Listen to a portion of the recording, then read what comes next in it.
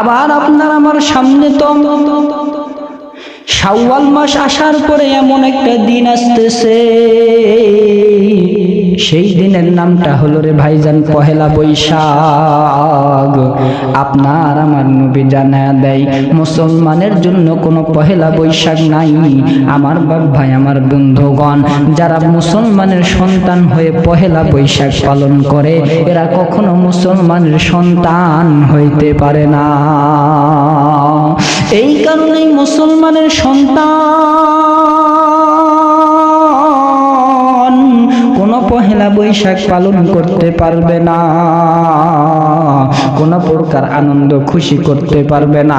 আমার বাপ ভাই, আমার বন্ধুগণ, আমরা পহেলা বৈশাখ পালন করব নাকি রোজা থাকব? বাপ ভাই বন্ধুগণ, যদি নামাজে, যদি মৃত্যুর পর জান্নাতের ভেতরে যাইতে চান, মৃত্যুর পর যদি জাহান্নাম থেকে বাঁচতে চান রে ভাইজান, তাহলে পহেলা বৈশাখ বাদ দিয়া এই শাওয়াল মাসের, রমজানের শাওয়াল মাসে 6টি রোজা করুন। আপনার আমার আল্লাহ সারা মাসের ইবাদতের সওয়াব, সারা মাসে রোজা থাকার পরিমাণ সওয়াব আপনার আমার আমলনামার ভিতরে দিয়া দিবে। এই কারণেই বলতেছিলাম রে ভাইজান, আমরা কখনো এই আমল থেকে বঞ্চিত হব না, আমরা কখনো এই আমল থেকে মাহরুম হব না।